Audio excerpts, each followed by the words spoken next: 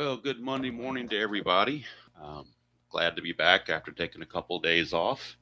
No, I was not on Thursday and Friday, so you didn't miss anything. In fact, we're picking up in the same week. I did not play these games offline. I decided with the Christmas week being on that it's going to be a limited schedule anyway. So to play these last three games this week will be perfect timing. And also play the National League games. So that's four games this week. And that'll be perfect timing because with Christmas, with Wednesday and Thursday, I don't know if I'm going to be doing anything. Today and tomorrow will be normal. Friday, hopefully, will be normal, but I don't know about Wednesday and Thursday. And good morning, Kathy, Dan, and Mr. Jeff. Good morning to all of you. Um, I do have a game today at 1 o'clock that's going to be on. It's going to be History Maker Baseball, and I know a lot of people maybe not care for that. I don't know, but I'm playing that for a friend of mine who is really into the baseball history, and he's into the dead ball era. So I will be playing a 1908 game at 1 o'clock today on History Maker Baseball. The Detroit Tigers taking on Chicago White Sox.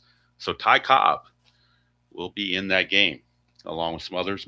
I will admit that I don't know many of the players from 1908. I know a few, but I'm not a dead ball aficionado by any means. But maybe give something a little bit different to throw out there. So, but in this one, we're still in 1987, and we're looking at still on the June 5th docket, game number 363 from Anaheim Stadium in California.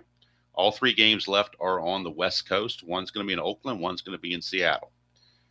The ballpark for Anaheim, symmetrical. Singles are 1-5, home runs 1-12.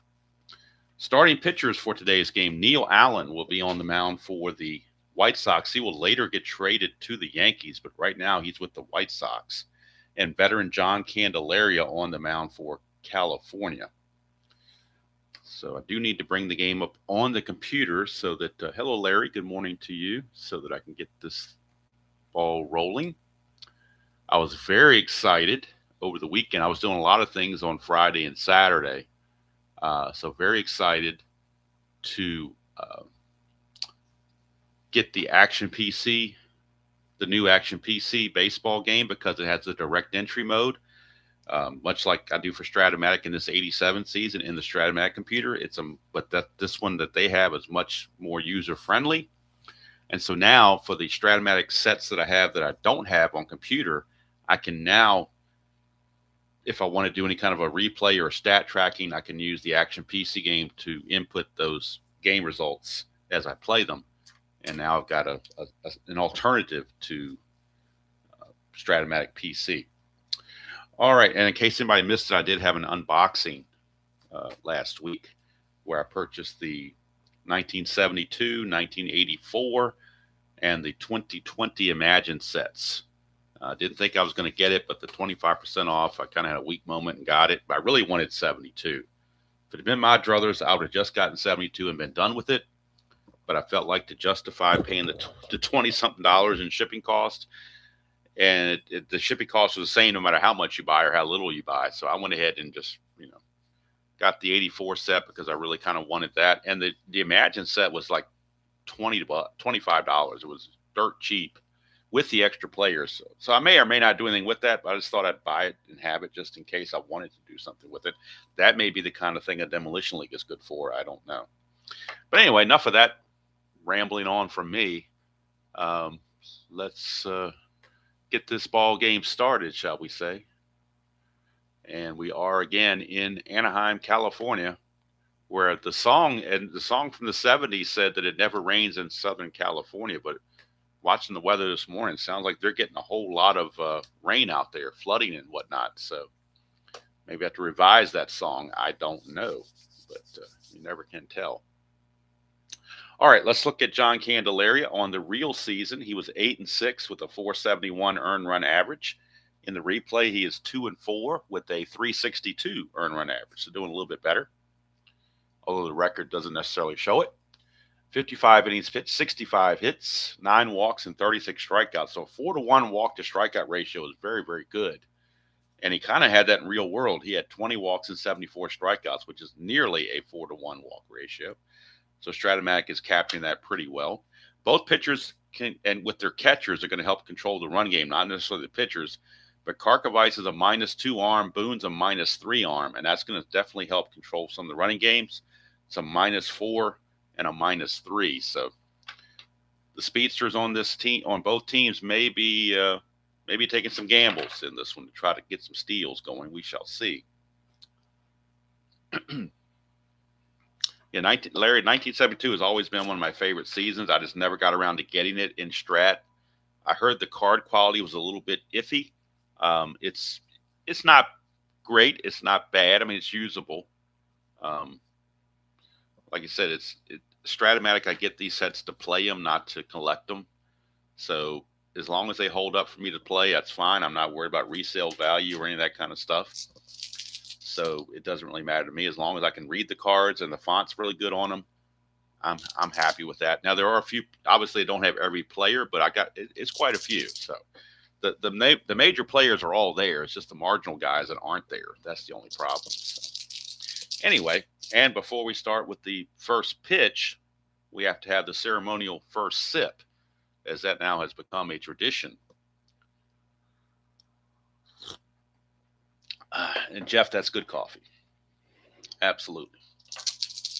All right, the White Sox are 25 and 24. California's 26 and 27. They're both chasing the Oakland A's. All right, so here we go. Ken Williams is going to lead off, the center fielder. He had been batting in the 9th position, but against the lefty, they have kind of they put Darryl Boston on the bench as a lefty and brought in and moved Ken Williams up. Williams on the replay, though, is struggling. He's only hitting a .190 and 42 at bats, but he did have 391 at bats full season, so he's just getting started. So you can't really blame him too much. Now, in the real season, he hit 281. So give him some time. He'll get his average up, I'm sure. And we're underway from California. 4-8. Right-handed is a fly ball to right field, and that is one away. And what I may be doing also, hello, Jimmy Jam, is I may record a few things to play on Wednesday and Thursday, since I may or may not have a chance to do anything live. I don't know what's going on. The missus will be home on Christmas Eve and Christmas Day, obviously, and then we're going to travel Christmas Day to other families. So I have no idea if I'm going to be able to sneak a game in or not. So I may record some stuff tonight or tomorrow for consumption on Wednesday and Thursday. I haven't decided. That's all up in the air. Depends on how things are going. Jerry Royster is going to come to the plate for the White Sox. He is the designated hitter in this game. And on the replay, he's hitting 292, 3 homers, 8 driven in. He hit 265 real world. That's a 5-7, and that is a ground ball second base X. That is going to be McLemore, a 2E22. 2-17 is good all day long, and that's a 9. E22 and a 9 should be okay, you would think. Yes, it is. So McLemore will retire Royster, and quickly 2 up and 2 down for the Candyman, John Candelaria. That'll bring up Gary Reedus, the left fielder. He is hitting 251 on the replay, 4 homers, 13 driven in. He at 236 real world. 4-8, and that's going to be another fly ball to right field. That's the same result that Williams got, I believe, was that fly to right.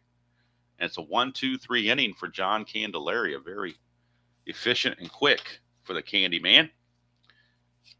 And now we go to the bottom of the first, and it'll be Neil Allen. Like I said, he will eventually get traded to the Yankees, but right now he's with the White Sox. I believe he's part of a Ron Hassey deal that comes along for the Yankees so they can improve their catching. Let's see, Neil Allen, 0-8 with a 5.93 ERA combined between the White Sox and the Yankees. On the replays, 0-1 with a 12.79 earned run average. He's only pitched 6 innings, but he's given up 10 hits and 7 walks in those 6 innings. So that is a red flag there for Neil Allen. So he's going to see what he can do to get out of, not get clubbed here. Gary Pettis will lead things off.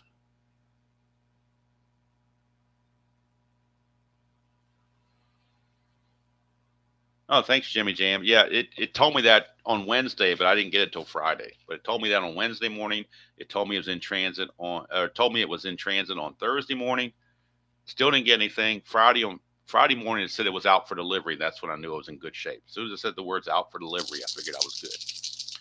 So I didn't mind the fact that it took that long to get there. I just wish they wouldn't have sent me the little messages to lead me to believe it was going to get here on Wednesday. If they just come out and said, "Hey, you're getting it Friday," I'd have been fine with that because it was just mailed on Monday, so I wasn't expecting a miracle. It's just when they tell you you're going to get it that day and then they get it to you 2 days later with messages leading up to, whatever, it's just a little confusing to me. I'd rather just come out and say, "Hey, we're gonna bump this back to Friday, so make sure you get it on Friday." That's just me. So. All right. Anyway, enough of that. Gary Pettis, 249 on the replay. No homers, 17 driven in. He hit 208 real world. It's a 3-5, and that is a strikeout. So Neil Allen gets the strikeout on Pettis to start the ball game. And here is Devon White. All right. Not to make a probably a very, very bad analogy from my younger days, but I kind of tend to make this akin to a young lady who pretends to be interested, leading somebody on, and then decides not to. So I'd rather just not get the interest to begin with than false interest. Maybe that's not a good analogy, but it's the closest one I can think of at the moment. Kind of the tease is what I'm, I guess, getting at. All right, here's Devon White hitting 282, 9 homers, 33 driven in. Hitting 263 real world. I'm just glad I didn't promote that I was going to unbox it on Wednesday night because I would have never been able to have it, which is why I didn't promote anything. 1-7 is another strikeout for Neil Allen. Back-to-back Ks. 2 up, 2 down. But the driver that delivered it was very, very nice, professional, very friendly. Happy to see him. Thanked him for his delivery. Gave him good ratings, all that good stuff. So nothing against the driver at all. All right, here's Wally Joyner. He's hitting 304, 13 homers, 31 driven in. He hit 285 real world. I've worked in the delivery business. I know what complications logistics can bring. Here's 311, and that's a ballpark single check. 1-5, that's a 19, so he will line it to second base. And that'll be a 1-2-3 inning for Neil Allen. How about that? Pitching has broken out here at Anaheim Stadium. 3 up, 3 down on both sides. We go to the top of the second. And Carlton Fisk will be at first base in this one. With the lefty on the mound, they're going to sit the lefty Greg Walker and give Fisk an at-bat as a first baseman. He's a 4.25 at first base, so not very good. But he's in there for his bat, and they figure they can survive with his defense. Fisk hitting 266 on the replay, 5 homers, 18 driven in. He hit 256 real world. 2-8 for Fisk. He's going to ground it to short, and Mr. Schofield will take care of that. 1 away very quickly. And here's Ivan Calderon, right fielder. Good morning to you, Mr. 00 or Mr. 09. I almost called you 009. The 09 there kind of reminds me of Benito Santiago. He was with the Marlins. He was assigned uniform number 9, but he requested he be given 09 because the back strap on his chest protector would cover up the 9, but the strap would go in between the 0 and the 9 on his uniform, so that way people could see he was number 9. So one of the first catchers I've ever seen do that, where he requested a double number, a 0 in front, so the strap that runs down his back didn't cover the number. That was Benito Santiago, the 1993 expansion Marlins. All right, here's Calder. Oh, just dropped one of my dice. Like I really wanted to do that. And I also changed the picture on my little channel thing. I had Tappy, my cat, there, but I figured the one that the thing that captures the essence of the channel better is dice. So that's why I'm using dice now as my little picture there. Not that that matters, but just in case you're curious why something switched. I just felt like it reflected the channel more than anything else. All right, here's Calderon hitting 281, 6 homers, 19 driven in. He hit 253 real world. That's a 1-5. And oh, there you go, Jeff. Just for you. Clean as can be on a 1-5 against a left-hander. It is long and it is gone. It's not coming back anytime soon. Ivan Calderon, home run number 7 RBI number 20. He had 28 home runs on the season. This is home run number 7 for Mr. Calderon, as he just blasted that one. Fortunately for Candelaria, it's a solo shot. Only cost him 1 run. Sox take a 1-0 lead. Hello, are you ready? Here's Tim Hewlett now. Hewlett hitting 230 on the replay. 4 homers, 17 driven in. He had 217 real world. That's a 3-3, and that's a pop-up to third. And DeSensei will take care of that. 2 down. Candelaria trying to get out of this with just the one run damage. And now a guy I've never heard much about, Pat Keaty. He is playing third base in this one for the White Sox. Keaty had 41 at-bats in the real season, hit 171, did have 2 home runs in those 41 at-bats. So he does have normal power both sides of the plate. But Pat Keaty is a guy I don't know anything about. He's 0 for 2 in the replay, so he's yet to get a hit yet in the replay. See what he does here against Candelaria. 4-6, he's going to strike out. First strikeout for Candelaria. And Mr. Keaty will go to the bench. So we go to the bottom of the second. Courtesy of the home run from Calderon, the White Sox lead at 1-0 as we head to the bottom of the second. And coming out for the California Angels to lead things off will be the designated hitter, Brian Downing. Downing on the replay has been slumping lately. He was really up there near 400. He's dropped down to 335, hitting 14 homers, 40 driven in. That's still way above his 272 real-life average. 5-5, and that's a strikeout for Neil Allen, his third. Wow, he is just really... Neil Allen was kind of an enigma. They couldn't figure out if he was better as a starter or reliever. I think the Mets actually used him, or the Cardinals, one of the two, as a closer. And so I think he was trying to find his niche, and he never could quite do it. But he had the talent. He just never could quite put it all together. But he had the arm. I mean, he was probably what they call one of those bonus babies or something. But he was a hot prospect, but just couldn't quite get it done. Or here's Jack Howell. He's hitting 258 on the replay. 5 homers, 18 driven in. He had 245 real world. 3-3, and that's a fly to center. 2 away. 2 up and 2 down for Doug DeSensei. DeSensei on the replay hitting 219, 7 homers, 28 driven in. He had 234 real world. 3-6, and that's a split chance. 1-6 is a home run. That's a 17, so it'll be a solid 2-out double for Mr. DeSensei. And the Angels finally have their first hit of the game. 2-out double for DeSensei. He will not be held at second base, obviously, but it is a clutch situation now for Dick Schofield. In the clutch, he loses a couple of hits right here, 1-9 and 1-10. Also on 3-9, he loses a hit. So he got 3 places there. He's going to take a ding.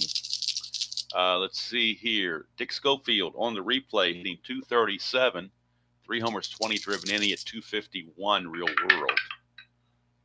And Allen trying to pitch around this double.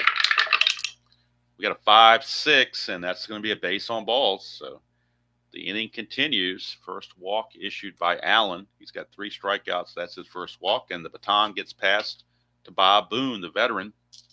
Veteran catcher in the clutch for Bob Boone. He will lose a hit on 212 and on 3-8, so he's a couple of anti-clutches as well. Boone on the replay, not off to the best start. He was injured early in the season, or out, or whatever. He didn't come on. He's only had 74 at-bats. He had 389 at-bats real world and hit 242. In the replay, in 74 at-bats, he's only hitting 162, no homers, and 4 driven in. Nothing on the havoc. Hello, Dr. D. Good to see you. 6-6, and that's going to be another walk for Neil Allen. That's going to load the bases. So Neil Allen was going along swimmingly there, but that 2-out double got the ball rolling. A couple of walks have now loaded the bases for Mark McLemore. Bases loaded, 2 outs, obviously a clutch situation. And again, he loses a couple of hits right here in the middle of the card. 2-9 and 2-10, he will lose hits. Yeah, Neil Allen was definitely in that trade with Keith Hernandez. How Keith Hernandez ended up with the Mets. So obviously the Cardinals thought enough of Neil Allen to give up Keith Hernandez for him. So obviously that made a big difference. And Kathy has a trivia question top of the fourth for us. So be ready for that. Hello, Dr. D, if I missed you earlier. Mark McLemore in the replay is hitting 263, 3 homers, 19 driven in. He hit 236 real world. Bases loaded, 2 outs. 4-6, he's a switch hitter. And 4-6 is a 1-3 single. Anything else he lines to second, that's a 7. So McLemore with the bases loaded will line out to the second baseman, Tim Hewlett, and they will leave the bases full. So California comes up empty in the clutch. We go the top of the third, still 1-0 White Sox. And with the lefty on the mound, I believe this is the first game that Ozzie Guillen has not started for the White Sox. So he's getting the day off against the lefty Candelaria, and Fred Manrique will move from second over to short, where he is a 3E10. Not bad for Manrique. I believe Guillen is 2E21, so he's 3E10. So Manrique on the replay hitting 234, a homer and 10 driven in. He at 258 real world. 1-6 against the lefty. He's going to strike out. Second strikeout for Candelaria. 1 away, and that brings up the very weak hitting catcher, Ron Karkovice. Karkovice on the real season hit 071 in 85 at bats. On the replay, he is hitting 103. No homers or runs driven in. He had 2 home runs real world, but he's got nothing so far. So in his 85 at bats, he had 2 home runs. On the replay, he's had 58 at bats, but no home runs as of yet. Oops. Oh, my D20 just slipped right out of my hand and went way back in the corner. Now my old body's got to crawl under the table and get this. I should have a backup D20 standing by, so I don't have to do that, but I don't. So we will do a recovery mission and get it. And so far we got it, and now we're ready to go. So here's Karkovice. 4-7, and that's a ground ball, shortstop X. Schofield, 2E12, very solid at shortstop, 2E12. 212 is a good play. He'll get to that. The E12 and the 11 as a shortstop. There is no 11. There's a 15, 3, and 18. So good play for Schofield. He'll take care of Karkovice. 2 up and 2 down. Flips the order back over to Ken Williams. Flew to right field his first time up. 4-9, and that is a line out to third. So he hit it hard, but right to the sensei. It's another 1-2-3 inning for Candelaria. So other than a home run to Calderon, that one mistake pitch, Candelaria has been perfect otherwise, but he's down 1-0. Bottom of the third we go. Top of the order for the California Angels will be Pettis, White, and Joyner. Now, Neil Allen got Pettis and White both on strikes first time through. That's a 3-3, and it's a fly to center. So Pettis will fly out to Williams. 1 away. In time for more coffee before it starts getting cool. I did put it in the microwave for 30 seconds before I came up here just to try to get it extra warm. It's still warm, but not as hot as it was. So I can see it slowly going down to room temperature, but hopefully it'll be a while before that happens. Here's Devon White. 2-3, and that's going to be a ballpark single check, 1-5, and that's a 1. Double die came up with the 1, so Devon White with the steal. With the single. And he's got theft on his mind. 3 through 6 to get the lead. He would be an 18, being held as a 16, and then the -3 to 13. That's still pretty good odds, 65%. So 3 through 6 to get the lead. He does not get the lead, so doesn't have to worry about it. So here's Wally Joyner. Wally World, 6-11. That's a ballpark blast for Wally Joyner. It's 1-12. That's a 5, and he's got normal power. So Wally Joyner just takes Neil Allen deep to tie this ball game. I actually put the Angels ahead 2-1. Wally Joyner, look at it again. A 6-11 is a ballpark blast. Angel Stadium is a 1-12. That's a 5, and he has normal power against righties and lefties. So a 2-run home run from Wally Joyner has given the Angels a 2-1 lead here in the bottom of the third for Joyner. That is his 14th home run on the replay. And RBI number 32 and 33. He had 34 homers and 117 RBIs real world. So Wally Joyner taking Neil Allen to Wally World and is now a 2-1 California lead. Here's Brian Downing. 6-7, and that's a solid single off of Neil Allen for Brian Downing. He's no threat to run, so he will stay put. But maybe the second time through the order, they're starting to get to Neil Allen a bit. Here's Jack Howell.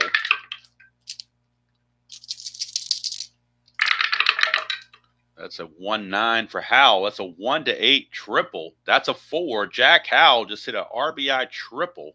Look at it again. 1-9 is a 1-8 triple. 9-20 is a double. The double dies a 4. Howell did have 5 triples on the season. And for Howell on the replay, this is triple number 2 for him. It's an RBI triple for Jack Howell. And the Angels lead it 3-1. And now the White Sox will bring the infield in for Doug DeCinces with 1 out and a runner at third. Neil Allen in trouble, and maybe this supports why Neil Allen should be a reliever, not a starter, because the second time through, they see Allen again for the second time, and they are laying the lumber to him. All right, here's DeCinces. He had a double his first time up. Infield is in. Infield is in. 6-7, and that's a single 2 stars. It doesn't matter about the infield being in. That's a base hit. Now 4-0 California. 4-1 now California taking the lead, and Neil Allen's in serious trouble. If you're asking about, hello Frank. If you're asking about Karkovice, he has no hits on his own card. No, everything he gets would have to come off of the ballpark card, because he does have normal power for his home runs. So he can get a ballpark blast off the pitcher card or hit off the pitcher card. But otherwise, on his own card, he has nothing. He doesn't have a walk. I don't think he has a walk or anything. Oh, he actually has a walk. He's got a walk and a hit by pitch here, and a walk and hit by pitch here against lefties. And against righties, he's got nothing except 2 hit by pitches. So he must have been hit by pitch quite a bit, plus 2 walks. So it looks like Karkovice walked and got hit by a pitch a few times. But other than that, he has no hits on his card. All right, here's Dick Schofield. Still only 1 out. Neil Allen got Pettis to start the inning, but he's had trouble since. Here's Schofield. 2-6 for Schofield. Ground ball shortstop B. That'll be a fielder's choice. 6-4. They get the lead runner to Sensei. So now there's 2 away,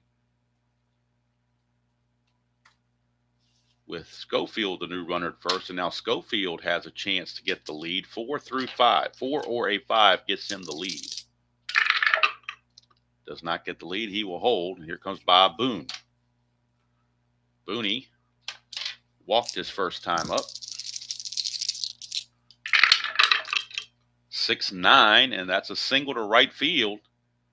Schofield will take third, most likely. Let's see, 15.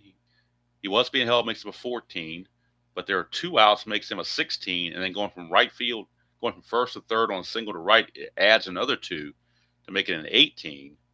Right fielder arm, Calderon's a -1 for a 17. 1-17, they'll send him. Why not? 1-17. Boone will have to hold because he's only a 9. But he's in there. He's at third base. No problem. Single for Boone, and going to third is Schofield. So 2 outs now, clutch situation for McLemore. He's in the same kind of situation before with the clutch and lined out. He does lose those couple of hits there in the middle of his card. 9th man to bat in the inning. Neil Allen has to get McLemore, or the White Sox are going to get the bullpen up. No problem, no doubt about it. 4-6, switch hitter batting left. That's a single 1-3, but the 8 is there, so it's another line out to second. Second time McLemore has done that.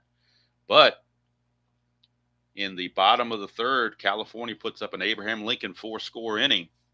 And at the end of 3 complete, it is California 4 and Chicago 1.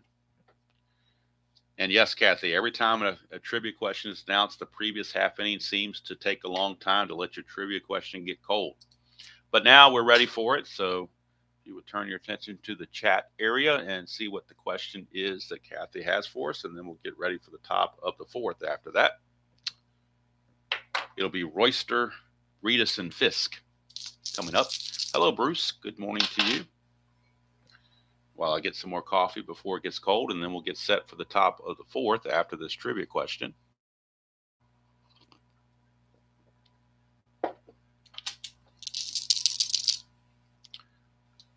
All right, here we go. What team has the record of most consecutive losing seasons? Wow, that's interesting. Most consecutive losing seasons. That's one I have no idea. I'll see if anybody in the chat has an answer for it. But I don't have a clue. I've seen the Phillies and Astros and the A's and the Mets all been, so I think it's just a wild guess that a lot of people are making.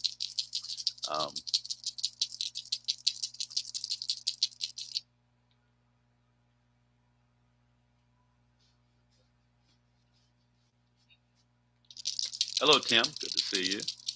So I have no idea. I'm going to go ahead and start at the top of the fourth while everybody guesses. I thought the Phillies might be a good guess because I know they were bad for quite some time, but I have no clue. So while people are making their guesses, and I see the Senators are guests, so while people are making their guesses, I'm going to go ahead and start at the top of the fourth. And then let's see here. Pirates, is that what we got? Or is Pirates? Kathy, is that the answer? The Pirates? Or is it the Phillies? Because I see there were two guesses there, Pirates and Phillies both. So I'm not sure if it's Pirates or the Phillies and what years they were. You have that information. All right, so Royster, 4-7 against Candelaria is a ground ball to shortstop X. That's Schofield. So it's the Pirates. Okay, cool. All right, so Schofield is a 2E12. 2 and an 8, he'll get to that. E12 and an 8 is no problem. His only errors are 15, 3, and 18. So Schofield, very steady shortstop, will make the play. And there's one away. Royster is retired. So thank you for that question, Kathy. I had no clue. I was thinking Phillies, but I can see the Pirates as well. They had some rough years there for a while. But really, it was pretty much a guess, I think, on a lot of people's part. They were just throwing teams out there to see if they can hit one. Maybe some educated guesses. That's nothing wrong with an educated guess at all. Here's Gary Reedus. 2-6 for Reedus, and that's a ground ball to short. Candelaria's got the ground ball working all of a sudden. 2 up and 2 down. Plus, he's been maybe strengthened by that 4-run support in the previous inning. That certainly didn't hurt his cause at all. Here's Fisk. That's a 4-3, and that's going to be a fly ball left field X. We're looking at Howell. He's a 4E4. 4 and a 2, that's trouble. That's going to be extra bases. Probably a double, I guess. 4 and a 2 will be a double. And that could be an error on top of that. It's a 16, but he's an E4. There is no 16 there, so there won't be an error, but there will be a double for Carlton Fisk, a 2-out double for Pudge. And now that brings up Calderon, who homered his first time up. Oh, 93 through 2012. Cool. Yeah, they were some lean years. I was thinking Phillies and Pirates maybe from back in like the 20s and 30s, but yeah, boy, Pirates 93 to 2012. That's a lot of lean years. All right, here is Yvonne, because that was right after they won the West in 91 and 92. 3 years in a row they won the West. And then, of course, some guy named Barry Bonds left the team in 1993, and that kind of was their downfall after that. All right, here is Calderon in a clutch situation. He did homer his first time up. 5-8 we've got, and it's a strikeout. There's a dot there, but Candelaria's fatiguing. He doesn't start till the 6th. So he is good. That's the 3rd strikeout, and the double from Fisk comes to no fruition. We go to the bottom of the 4th. It is still a 4-1 California lead. Neil Allen's back out, but he is on a very short leash as the Angels sent all 9 to the plate in the last game. Here's Gary Pettis. He is 0 for 2. He has not figured out Neil Allen yet. 4-9, switch hitter. That's an in-home run chance, 1 to 2. That's an 8. He had weak power, so it only would have been a single. But as it is, it didn't fall in that category, so it's a fly to right. So poor Gary Pettis, all these hits that the California Angels are getting as a team, and he is 0 for 3. Go figure. Here's Devon White. He singled to lead off to start all the mess in the last inning. 4-11, and that's going to be a ground ball shortstop X. And we're going to give Manrique a chance. 3E10. So used to seeing the normal shortstop Gee in there, but he's getting the day off. So Manrique, a 3E10. 3-12, he'll get to it. 3-12 is going to be a G2. And now he is an E10, and that is a 10. So a 10 and a 10. No error there. So good play for Manrique. He will throw to first for out number 2. And Neil Allen's off to a much better start here in the 4th inning. So they're going to see if they can stick it out and let Allen maybe correct what he was doing earlier wrong in the previous inning. Maybe the pitching coach talked to him between innings and got him straightened out. Here's Joyner. He gets the 2-run homer that got everything really jump-started. 2-7 is a double 1 to 4. That's a 5, so he'll settle with a single. But Joyner, his second hit of the game. He's no threat to run, though, so he will not be held. And that brings up the DH, Brian Downing. Jimmy, if you got a quick trivia question, if you'd wait till the 3rd out and we start that trivia before the top of the 5th, that would be great. Here's Downing. 4-7, and that's a single 1 to 5. That's a 15. So that's a liner to short to end of the inning. So nothing doing for the Angels here in the bottom of the 4th. We go to the 5th. It's still 4-1 ball game. And Jimmy has a quick question for us. So if you want to look at the chat box and see what Jimmy's question is. Let's read it here. It says, what player was Bob Gibson and Nolan Ryan's 3,000 strike? Oh, the same guy was a 3,000 strikeout victim. That's interesting. And that's one I have no clue on, obviously. Somebody who spanned the globe of players to go back that far. Because Gibson, I think he pitched up until 1975.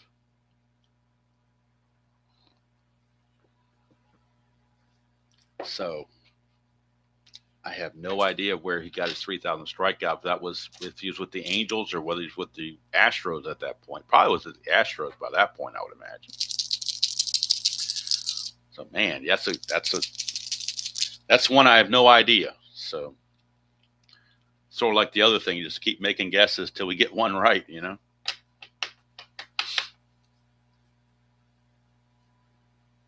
Maybe it was somebody who's been around a long time, like Willie Stargell or something. I don't know.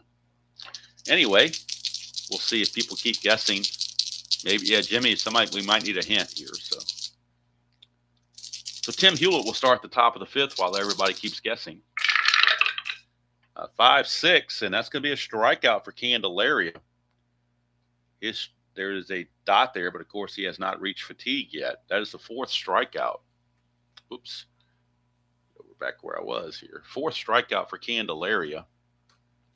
And that'll bring up the youngster Pat Keeney again. 5-4, and that's a fly ball center field X. We are looking at Mr. Pettis. He's a 1, so we know he's going to get to it. It's the E10 that might be trouble. Let's check the E10. He has to avoid 3-4 and then 14 through 18. 3-4 and then 14 through 18. That is a 12. He got by barely. So Pettis will make the catch for out number 2. Had a little trouble with the sun in his eyes, I guess. Make some excuse for him. So Keedy flies to center.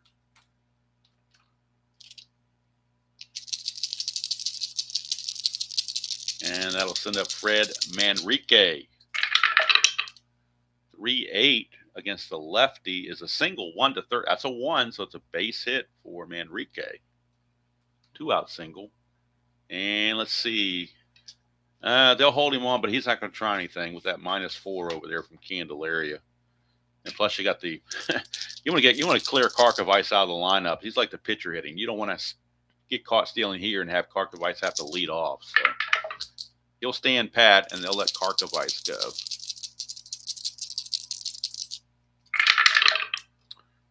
2-9 is a strikeout, and that will end the inning. Strikeout number 5 for Candelaria.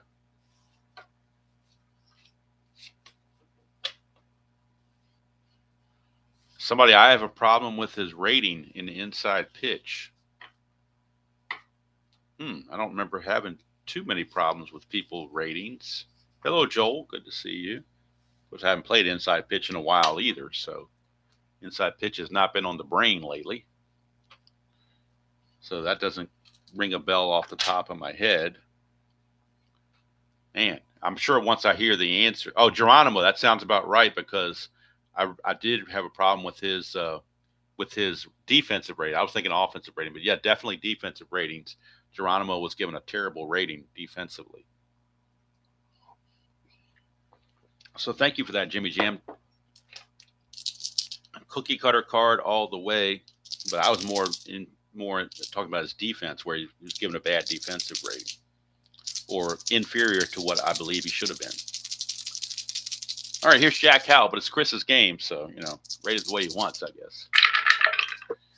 5-7, and that's going to be a ground ball second base X. We are looking at second baseman Hewlett. He's a 4.E24. 4-1 is just awful. So that's going to get through for a base hit. That's an 8, and he is an E24. E24, there's no 8, but the 4-1 is a single, 2 stars, but nobody's on base, just a solid single for Jack Howell. Jack Howell with the single, he will not be held. That was a great question. Yes, it was. Geronimo is a name from the past. Blast from the past. All right, here's the Sensei. He is 2 for 2. He's doubled and singled. And they keep an eye on Neil Allen. They don't want this game to get away from him. 2-7, and that's a walk. So the bullpen for the White Sox has started to stir. That is the 3rd walk issued by Allen. And now the first 2 are on with nobody out. And Dick Schofield, the batter, and the White Sox have activity in their bullpen. We'll go to the computer and see who's got the best rest for the White Sox pitchers. We got lefty Brian Clark. He's rested. Jim Wynn is pretty decent rest. Scott Nielsen definitely with some rest. Ray Searage is pretty. So they're all pretty well rested. Bob James, the only one, the closer, who's a little bit overworked, but they're in no position for a closer at this point. So we look at the lineup for the Angels coming up, and we're looking at a lot of switches and righties. Don't get to a lefty till you get to Joyner. So looking in their bullpen, they are loosening Jim Wynn. He is loosening in the bullpen for the White Sox. And he may be coming on very, very shortly because Neil Allen is having issues. Here's Schofield. And I probably shouldn't do this, but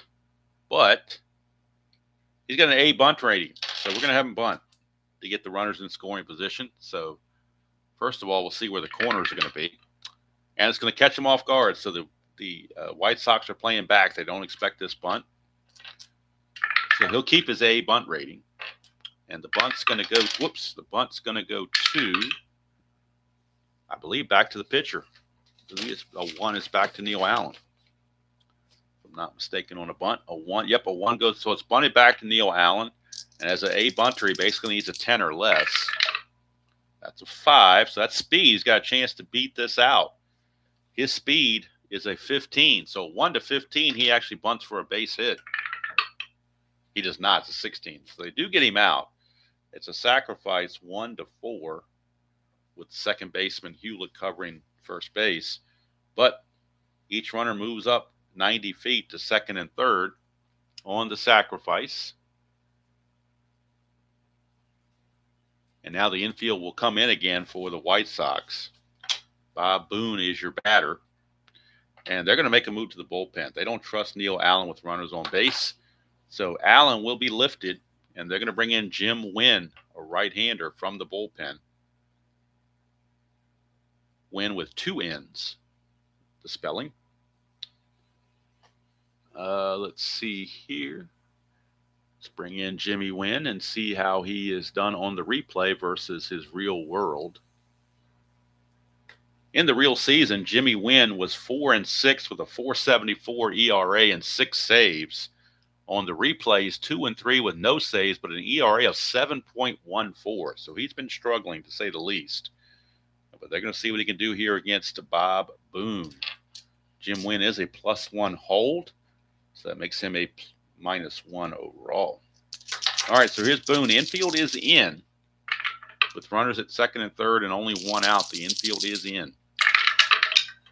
1-7, and that's a ground ball third base A. That'll freeze everybody right where they are. Everybody has to hold. 2 down, and now it is McLemore again in the clutch. His 3rd consecutive clutch at bat. The first 2 times he lined to second. We'll see if he does it again. The infield is back to normal. And Kathy does have a trivia question in the top of the 6th once this inning is complete. 4-7, switch hitter left is a walk. It's going to load the bases. Bases are loaded. It flips the order over to Gary Pettis. He is 0 for 3 on the day. So Wynn trying to get out of the mess. Those runs would belong and be charged to Neil Allen if they score. Clutch situation for Pettis. In the clutch, he loses a hit on 112 and 310 and 2-6 and on 3-4. So he got 4 anti-clutch results for Gary Pettis. That's a 1-5, and he strikes out to end the inning. So big strikeout there for Wynn. Keeps the Angels off the board, keeps the White Sox in the game. And I'm going to go ahead and tally up Neil Allen's total line while Kathy gets the trivia question for everybody. So if you would turn your attention to the chat, and I will be going to the Strat computer to get the totals for Mr. Neil Allen while you await the trivia question. Neil Allen went 4 1/3, gave up 9 hits and 4 runs, all earned. Walked 3, struck out 3. Could have been a lot worse, that's for sure, had Jim Wynn not been able to get out of the mess. So Kathy is ready. The floor is hers for the trivia question. While John Candelaria finishes his warm-up tosses, this is his fatigue inning. He's got number 6, so we'll keep an eye on his fatigue. All right, what team did Pedro Martinez pitch for in his major league debut game? Pedro Martinez. Oh, I know he came up with the Expos, but I don't know if he pitched anywhere before the Expos. No, he also pitched for the Dodgers as well with his brother. So I think it might have been the Dodgers, actually. One of the two, because I know his brother Ramon Martinez was the pitcher for the Dodgers, and I believe Pedro was with him. And I think he went to the Expos into the Shields trade, actually. So it probably was the Dodgers now that I think about it. But I could be wrong. I mean, I could be misremembering things. The Dodgers is correct. Okay, I thought he was in the trade for Delino to Shields and sent him to Montreal. Thank you for that, Kathy. Looks like several chimed in with the Dodgers. I had to think it through. My first reaction was Montreal, just like Dan's was. But then I thought about it for a second. I was like, oh, okay, had to be the Dodgers because I remember his brother. And I thought his brother was a better prospect at the time. Ramon Martinez had some really good years there in the early 90s, but he kind of faded off. I don't know if he got injured or what. But thank you for that. So top of the 6th, and again, this is the fatigue inning for Candelaria. Keep an eye on that. 5-6, and that's going to be a strikeout. There's a dot there, but he has not reached fatigue yet because he hasn't given anything up. So just because you get to that inning doesn't mean you start fatigued. You have to give up 3 base runners to trigger that. So right now, strikeout is good.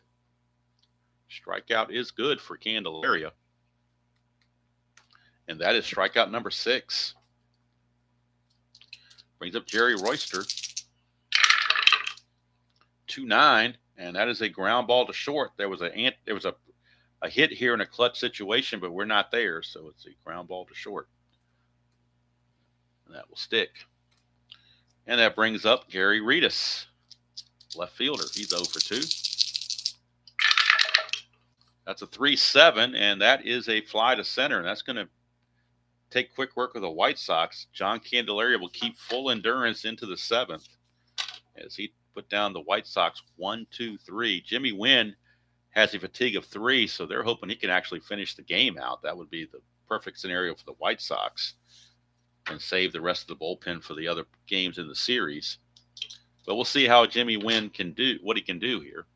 As we go to the bottom of the 6th, there will be a 7th inning stretch break, because my coffee has definitely gotten a little bit on the lukewarm side, and that's going to need refreshing. Here is Devon White. He will lead things off. 1 for 3. 5-5, switch hitter batting left. It's a fly ball to left field. And that's hauled in by Reedus, 1 away. And that'll bring up Wally World. He's 2 for 3 with a home run. He got the Angels kick-started with that 2-run homer back in the 3rd. See what he can do here against Jimmy Wynn. 6-10, and that's a fly to center field X. And we're looking at Williams. He's a 2E9. So you would think he would make the play, but you never know. He's dice. 2 and a 4, that's pushing it. Not sure if he can get to that or not. 2 and a 4, he barely does. F1, he barely got to it with that 2 and the 4. That's an 8, and he's an E9. There is no 8, so it's good play for Williams as he tracked that one down off the bat of Joyner and was able to catch up to it and maybe snow cone it. 2 down for Brian Downing.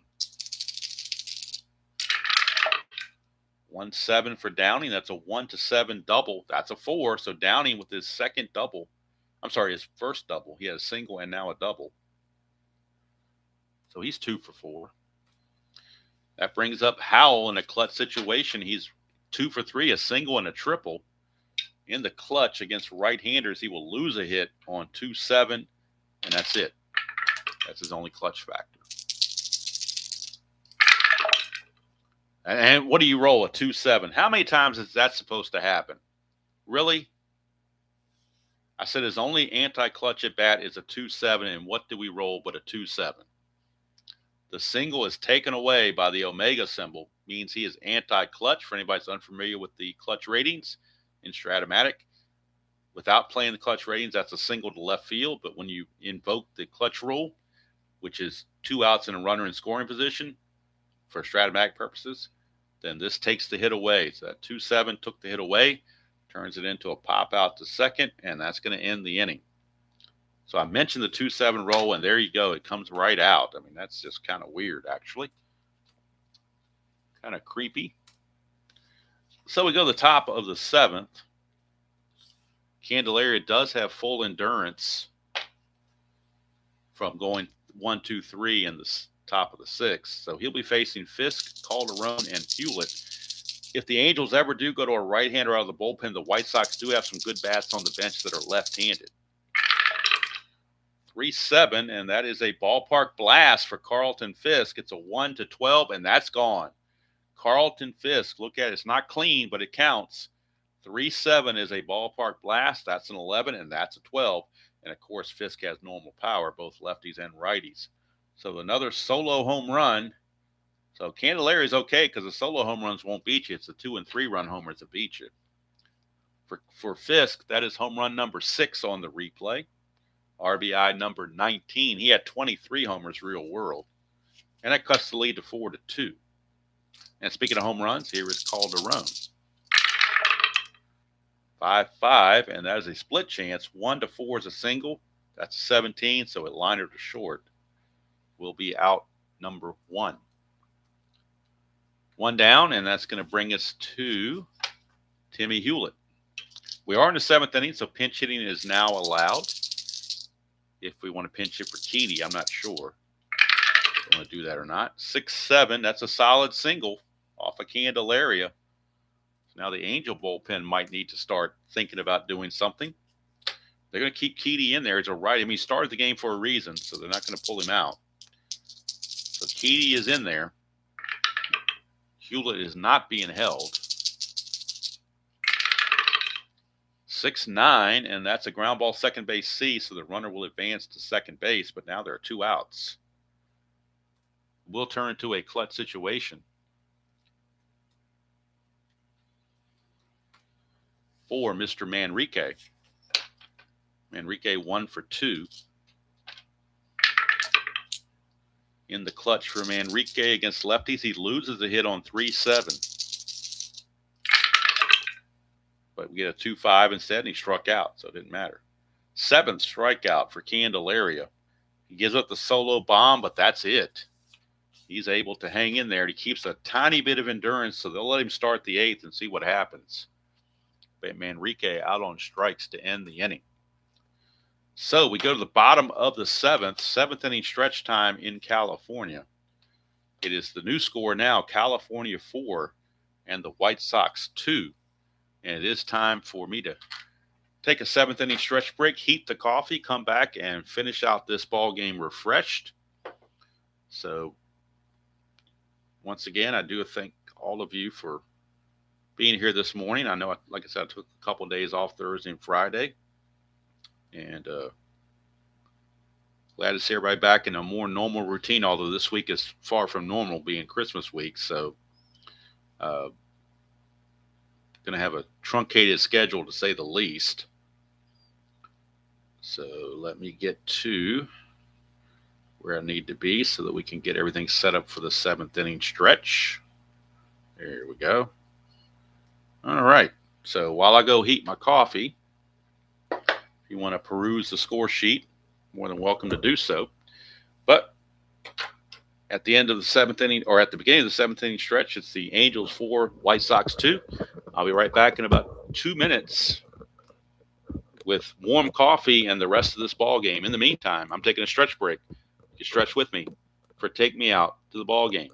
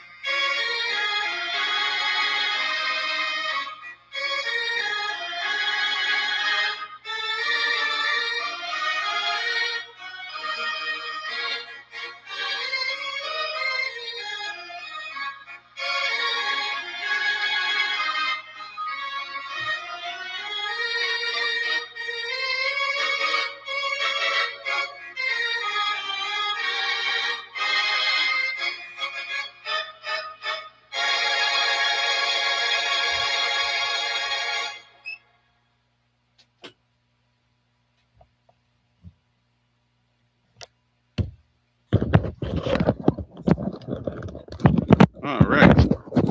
Coffee refreshed. Got a little stretch break,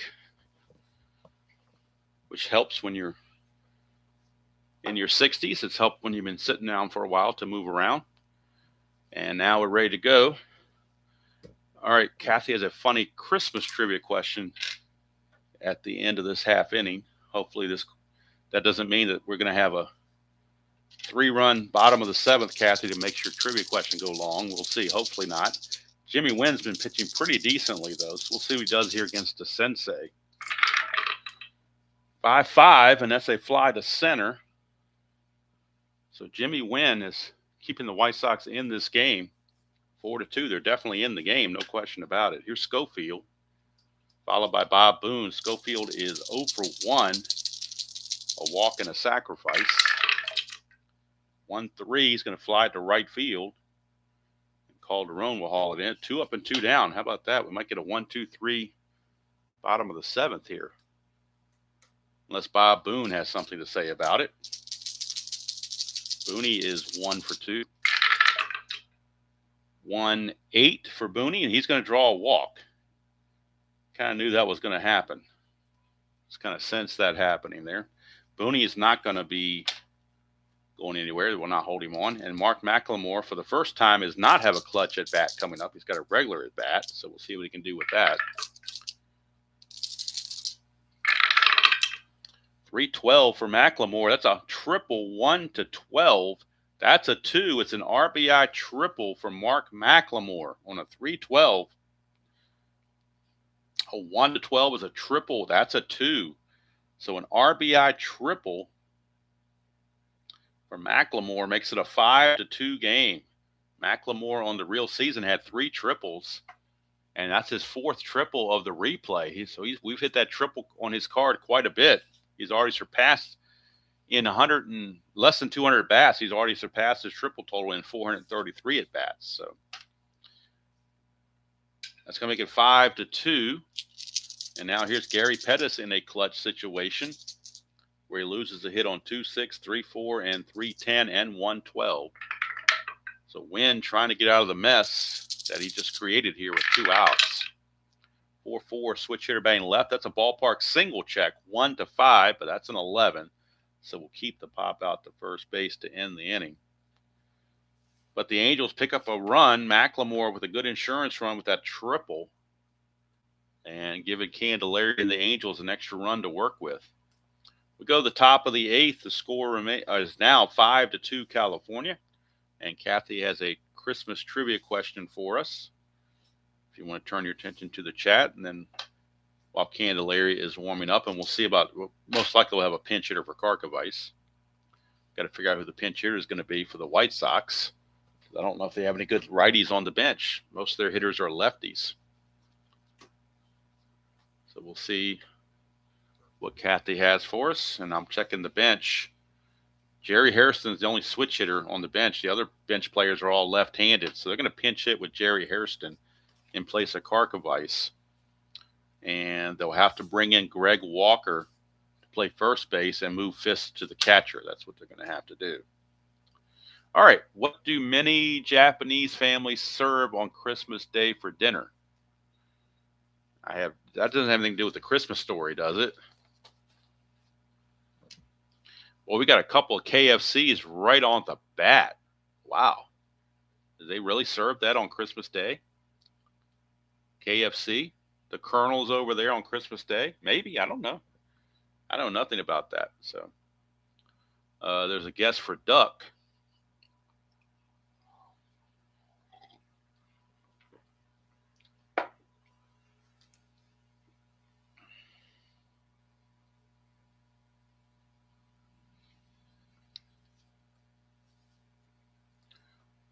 So while we're getting a confirmation, KFC it is. Okay. Wow. Cool. All right. So Jerry Hairston's going to pinch hit. He's the only guy that can bat right-handed in this game. Everybody else is batting left-handed. So Jerry Hairston's going to pinch hit here in the 8th. And then Greg Walker will come in and play first base in the 8th. And Fisk will move to catcher in the 8th inning from first base, because those are the 2 catchers. You're just pinch hitting for your catcher. The other catcher is playing first base. So Jerry Hairston, we look at his numbers. He hit .230 on the real season with 5 home runs. So we get Hairston. He hit .230 with 5 home runs. I got to bring him in. Kathy, that trivia question was finger looking good. All right, so we bring in Mr. Hairston. See what he's done on the replay to this point. Mr. Hairston for Karkovice.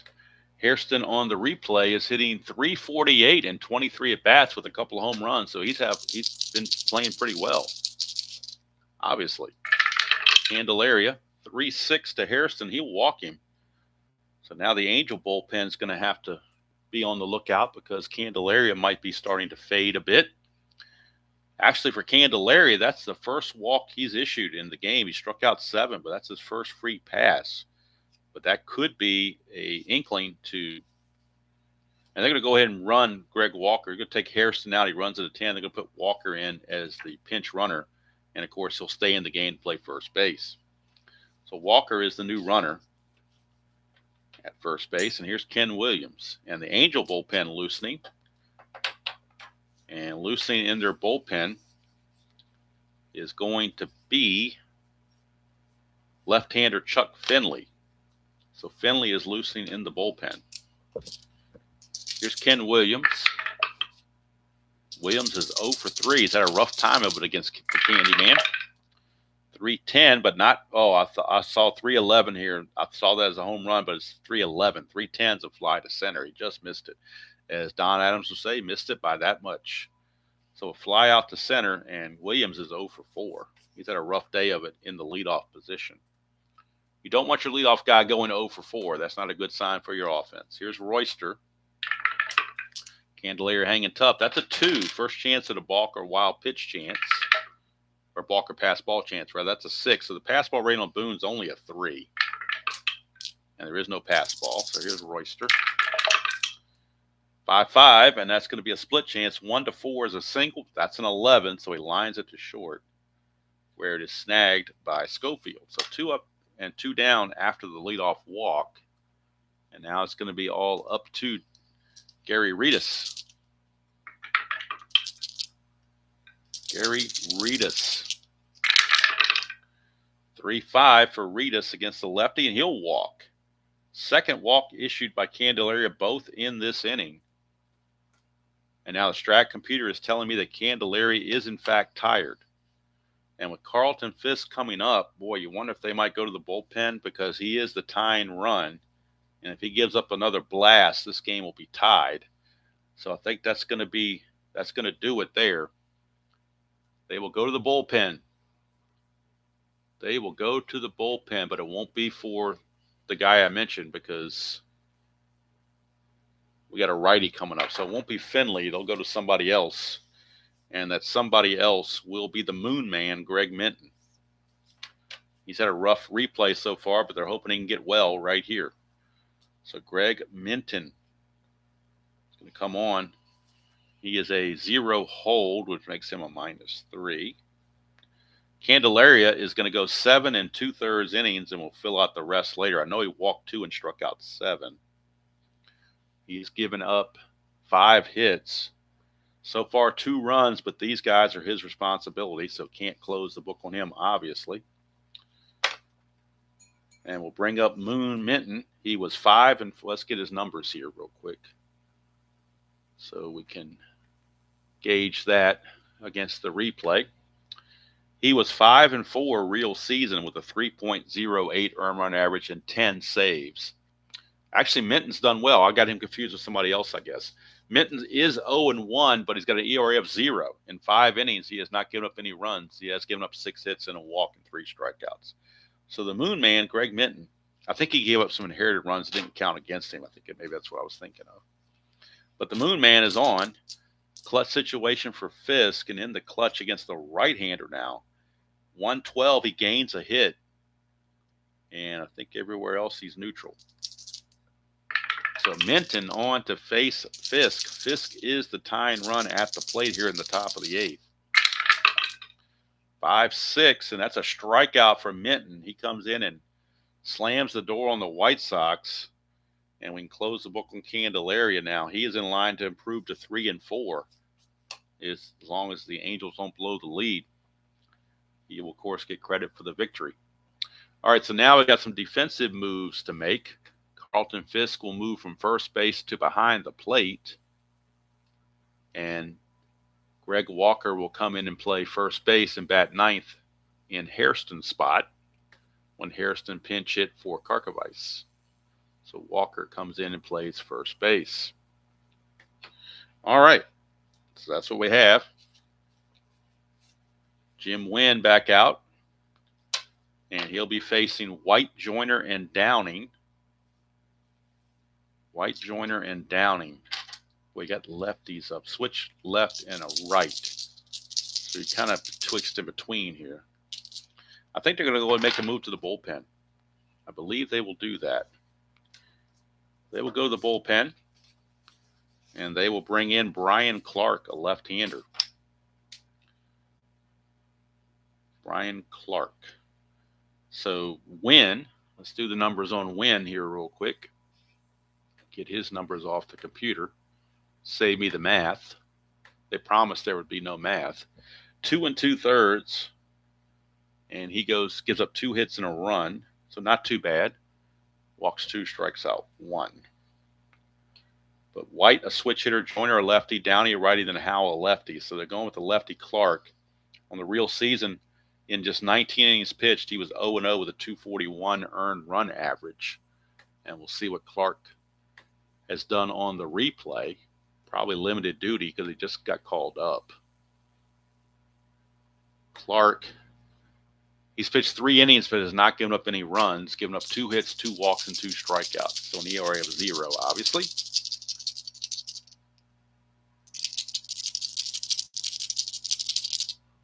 Oh, I'm sure. I mean, tomorrow's going to be a game for sure, Kathy. I just don't know about Wednesday or Thursday. All right, here is Devon White to lead it off against Brian Clark. Whoa, we got Hoppin' Dice for the first time. But if I don't see you, then certainly Merry Christmas to you as well. And peace, love, and joy. Want to have, like I heard somebody say the other day, there's a lot of disagreement in the world politically and everything else. It's okay to disagree. It's just you should be agreeably disagreeing. There shouldn't be any hatred or anything. You should be able to have reasonable conversations and discuss the issues and all that good stuff. 3-7 is a strikeout.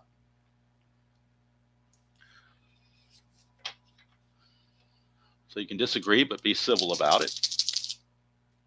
So here is Wally Joyner, lefty on lefty matchup against Clark. 3-7, and that's a fly ball to right field, 2 down. And that brings up Brian Downing. Downing, single and a double. He's 2 for 4. 5-9, and that's a ground ball to second base. So 1-2-3 inning turned in by Brian Clark. We go to the bottom or the top of the 9th, rather. It's 5-2, and Moon Minton going for the save. Got the final out of the 8th inning, and now we're looking at the White Sox, and we'll probably get some pinch hitters here for Hewlett and Keedy because they got lefties on the bench that can hit. Namely, Darryl Boston's first one comes to mind. So does Ozzie Guillen. So could see some pinch hitting going on there. Bacon cookies, cool. Bacon cookies. Can't get anything wrong with cookies, that's for sure. I got the wrong team. Oh, no, I don't. I didn't put Downing's result in. That's what the problem is on the computer. So it was 1 player behind. There we go. Now we go to the top of the 9th. Here's Calderon facing Minton. 5-2 ball game. 2-4 for Calderon is a fly to center. Gary Pettis will track it down, 1 away. And now do we pinch hit for Hewlett is the question. Hewlett hit 217, so I think that's a resounding yes to the pinch hitting. So we got Harold Baines on the bench as well. So let's see what we're going to do here. Need to make sure we have somebody play third base. If you pinch hit, do you have a guy play third base is the question. If it goes extra innings.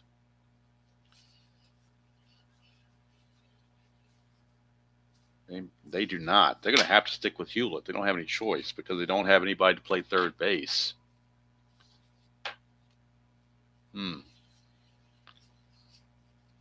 Unless yeah, they're going to stick with Hewlett for now.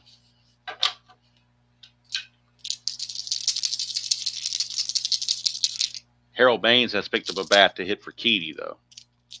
But Hewlett's going to hit.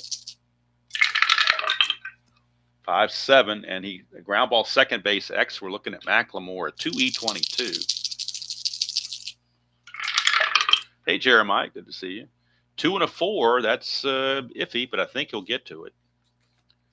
2 and a 4 is a G3. He's good to go. The pound sign's irrelevant in this case. That's an 8, and McLemore's an E22. There is no 8 there, so McLemore does make the play, 2 down. And now we will get a pinch hitter for Mr. Keedy, and that will be Harold Baines. He will come off the bench and pinch hit here in the 9th inning. So Keedy is out of there.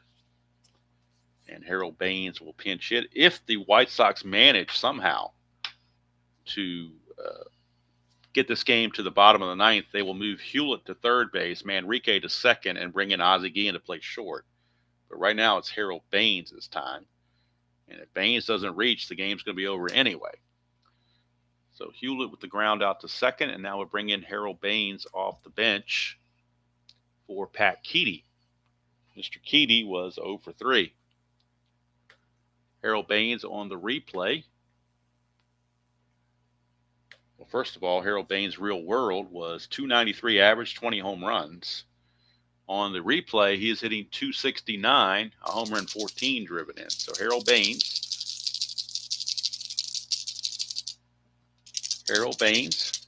Oh, there you go. Hey, Jeremiah. Appreciate that. I actually still have the, from the unboxing,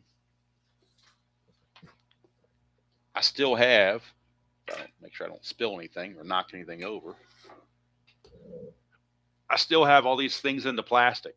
I haven't undone them yet. I've been working so much on the 72 set, I haven't done anything with the 84 or the Imagine set. So they're still in the plastic. Eventually I will, probably over the Christmas holiday, I'll sort them and put them in their envelopes and put them on the biggest thing is for me to move all the players so that they're on their proper teams for opening day. That's how I usually like to store mine, is get them opening day ready and find out which players are missing and that sort of thing. All right, here's Harold Baines. He can keep the game going. 6'4". Catcher X, we're looking at Fisk. We're looking at Boone. He's a 1E14. 1E14. 1 and a 6 as a catcher. Should be, with the bases empty, shouldn't be a problem. That's going to be a foul out. That's a 13, and he is an E14. E14 and a 13. There is no 13. There's a 12 there. 16, 17, but no 13. So it's a foul out to Boone, and that will end the ball game. The Moon Man, Greg Minton, picks up his first save of the season for the White Sox. And let's see, Clark went a 1-2-3 inning with a strikeout here. Loss is going to go to Neil Allen. He'll drop to 0-2. The win is Candelaria. He's 3-4. The save for Minton, his first on the season, as the California Angels defeat the White Sox by the score of 5-2. California evens their record at 27-27. Chicago drops back to an even record of 25-25. So obviously a virtual tie there in the division. Let's get the rest of the numbers for you as we go to the box score and put all this in and get ready for the next game tomorrow, which will be from Oakland. All right, it's 5-11-0 for the Angels, 2-5-0 for the White Sox. Minton went 2 1/3. I'm sorry, 1 1/3. I'm not sure why I gave him 2 1/3. We didn't go 10 innings here. So now what did I do with my little correction tape? I moved that when I was doing the unboxing, and now I can't remember what I did with it. Must have knocked it over somewhere. Oh well, it's around somewhere. I'll have to, until I find it, I'll have to use the whiteout. Oh, here it is right here. It's buried under something. So I really don't like to use the whiteout. I prefer to use the correction tape. It's much, much less on the messy side. So it's actually going to be an inning and a third, not 2 1/3 for Minton, just to be accurate. Inning and a third for Minton. No hits, no runs, no walks. He did get 1 strikeout. And, of course, his first save of the replay. So as we look ahead to the game tomorrow,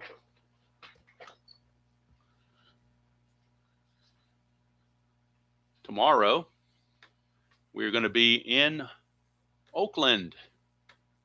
It'll be the Oakland A's and the Cleveland Indians. Tom Candiotti against Joaquin Andujar. So as a Christmas treat, you will get Hot Dog Jackson. He will be the starting DH in that game. Don't have the score sheet. Thought I had it handy with me, but I guess I left it downstairs, the upcoming score sheet. So game 363 is in the books. Game 364 will be tomorrow at 9 a.m. roughly. It will be Cleveland and Oakland. Tom Candiotti against Joaquin Andujar.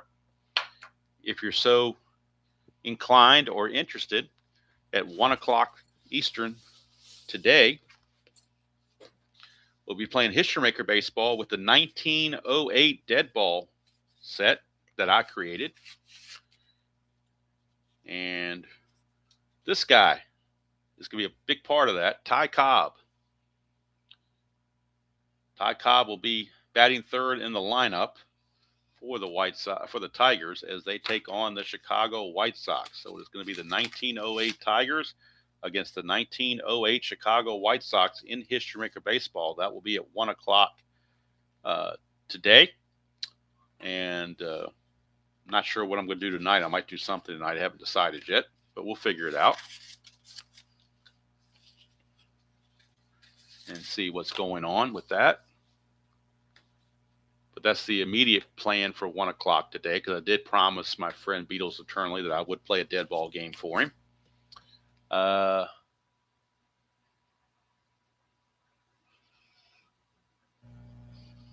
So thanks to everybody who was here. And like I said, tomorrow at 1 o'clock today will be History Maker Baseball. We'll be back for Strat-O-Matic tomorrow at 9 for the A's and the Cleveland Indians. The final game is Kansas City and Seattle. That will probably be on Friday, I'm guessing, that we'll do that. And then Saturday will be the National League game, the Mets and the Pirates from that June 5th day. Dwight Gooden will be in that game to start. So that's going to do it from here. California wins it by the score of 5-2. Candelaria, the winner, is 3-4. Neil Allen, the loser, he's 0-2.